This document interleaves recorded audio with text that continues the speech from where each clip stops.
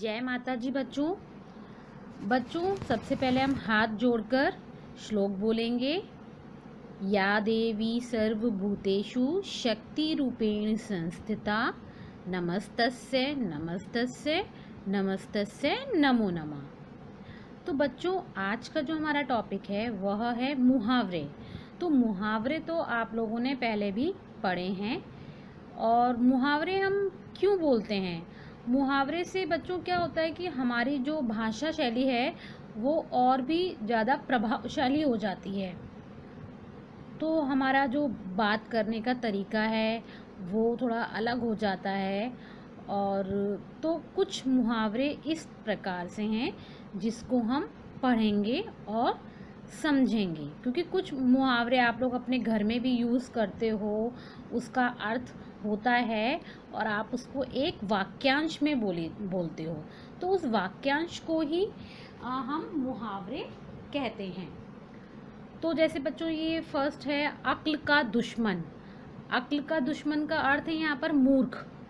तो इसमें हम एक वाक्य बना सकते हैं, जैसे पंकज को यह बात समझ में नहीं आएगी क्योंकि वह अक्ल का दुश्मन है। तो अक्ल का दुश्मन का अर्थ यहाँ पर है मूर्ख। तो हम वाक्य इसको बना सकते हैं। हमें वो जो मूर्ख जो है वो हमें उस वाक्य में नहीं लिखना है, हमें मुहावरे को लिखना है, यानी कि इस वाक्यांश को लिखना है अक्ल का दुश्मन। तो पंकज को यह बात समझ नहीं आएगी क्योंकि वह अक्ल का दुश्मन है। तो आप इस तरीके से भी मुहावरा बना सकते हो, उसका वाक्य बना सकते हो। जैसे हम कुछ शब्द इस तरीके से भी यूज़ करते हैं, पेट में चूहे कूदना। ये तो सभी बच्चे यूज़ करते हैं और सभी के घरों में यूज़ होता है ये वाक्यांश। तो उसका अर्थ क्या है? उसका अर्थ तो सब जानते हैं, भूख लगना। तो नेहा स्कूल से आते ही माँ से बोली कि जल्दी से खाना दे दो, मेरे पेट में चूहे कूद रहे हैं। तो इस वाक्यांश का अर्थ क्या है? भूख लगना। तो हम तो कोई भी वाक्य बना सकते हैं अपने आप से, ऐसा नहीं है जो बुक में लिखा हुआ है हमें वही वाक्य बनाना है। हमें सिर्फ उसका अर्थ अच्छे से समझ में आना चाहिए और वाक्य हम अपने शब्दों में बना सकते हैं। तो पेट में चूहे कूदना तो सभी बच्चे जानते ही हैं। जब स्कूल में पढ़ते हो आप तो आप लोग पढ़ाई करते करते भूख लगने लग जाती है, तो कुछ बच्चे आपस में बात करते हैं कि बैल कब होगी और हमारे तो पेट में चूहे कूद रहे हैं। तो उसका अर्थ तो सब जानते हैं ना, भूख लगना। तो इसीलिए इसका अर्थ यही है, भूख लगना।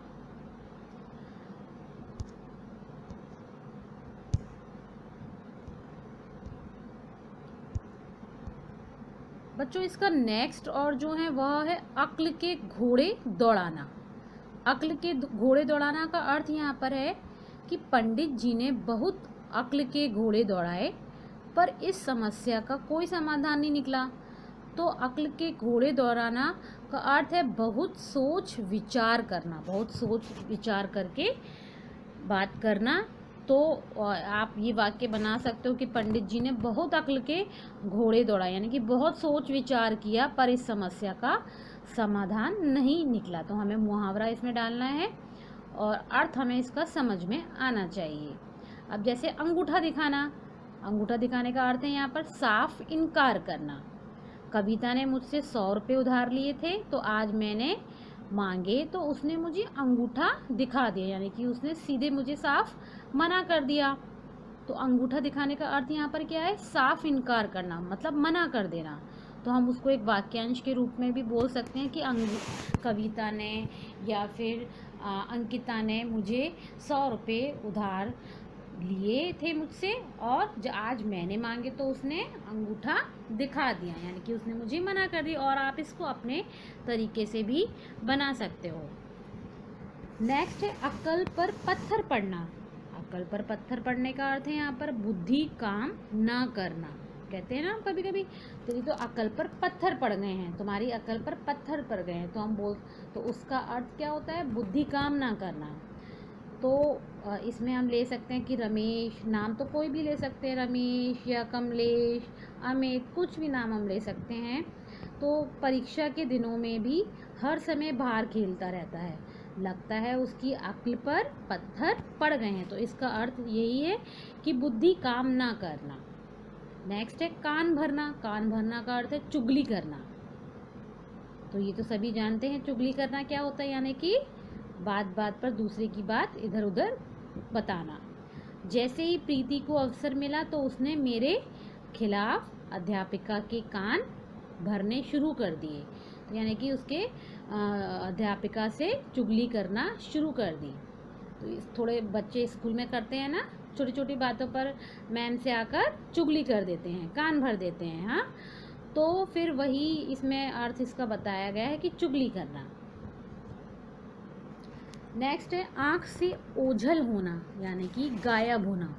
देखते ही देखते चोर पुलिस की आँख से ओझल हो गया। तो गायब होना का अर्थ उसका जो वाक्यांश हम बना सकते हैं आँख से ओझल होना, और इसका जो वाक्य हम बनाएंगे वह है देखते ही देखते चोर पुलिस की आँखों से ओझल हो गए। नेक्स्ट है आँखों का तारा। आँखों का तारा यानी कि बहुत प्यारा। बहुत से घर में नानी नाना दादा दादी सब बोलते हैं ना, ये तो मेरी आँखों का तारा है, मेरी आँखों का प्यारा बच्चा है, बोलते हैं ना। तो इसका अर्थ यही है, बहुत प्यारा होना। जैसे आप अपने मम्मी पापा के, दादा दादी के, नाना नानी के आँखों के तारे हो, तो इसी तरीके से हम कोई से भी वाक्य बना सकते हैं।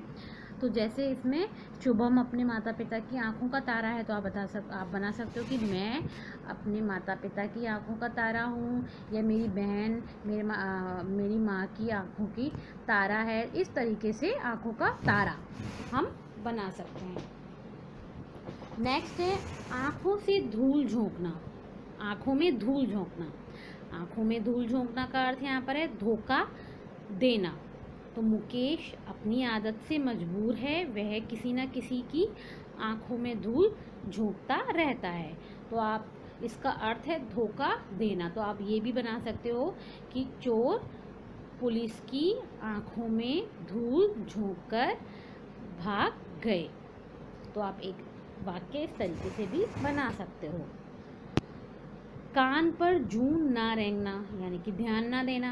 अब आप तो इस तरीके से एक वाक्य बन सकता है कि बच्चे कक्षा में अध्यापिका पढ़ा रही है, लेकिन कुछ बच्चों के कान पर जूं नहीं रेंग रही है, यानी कि वो पढ़ाई में ध्यान नहीं दे रहे हैं। तो इसमें एक वाक्य बना हुआ है, आस्था को चाहे कितना भी समझा लो परंतु उसके कान पर जूं नहीं रेंगती।